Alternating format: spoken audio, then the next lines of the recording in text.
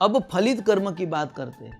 फलित कर्म की बात ऐसी है कि आज आपने कुछ कर्म किया है परंतु उसका तुरंत फल नहीं मिलता। बहुत समय के बाद बचपन में किया हुआ या युवावस्था में किया हुआ अपराध या कोई कर्म है वो बुढ़ापे में फल प्राप्त होता है उसका। जैसे कि हम दृष्टांत के हिसाब से देखें तो दशरथ राजा ने शिकार करने के लिए, मृगया खेलने के लिए वन में गए और मृगया करते हुए उसने शब्द भेदी बाण चलाया और शब्द भेदी बाण वहां पे श्रवण को लगा।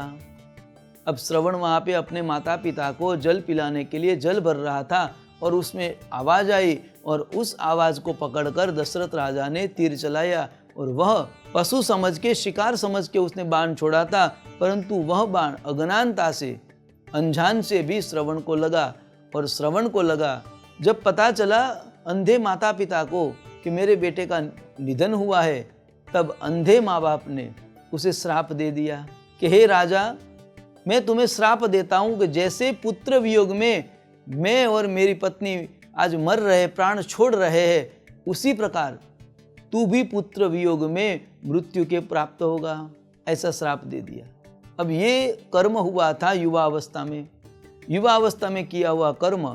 अब दशरथ महाराज के वहां तब कोई संतान नहीं थी। जब श्रवण का वध हुआ, श्रवण को मारा, तब दशरथ राजा के वहां पुत्र एक भी नहीं थे।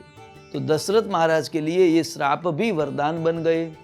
श्राप तो था परंतु वरदान ये बन गया कि उसके पास पुत्र नहीं था, परंतु कहा कि पुत्र वियोग में तुम्हें मृत्यु प्राप्त होगी। उसका अर्थ है उसे पुत्र प्राप्त होना ही है। तो यहाँ पे कर्म हुआ अनजान से भी। और दशरथ राजा की कथा हम देखते हैं कि भगवान रामचंद्र भगवान जब वन में गए तब दशरथ महाराज उसके वियोग में उसने प्राण त्याग किए। तो ये युवावस्था में कर्म किया था, उसका फल वृद्धावस्था में उसे प्राप्त हुआ। तो ये कर्म की दूसरी परिभाषा है।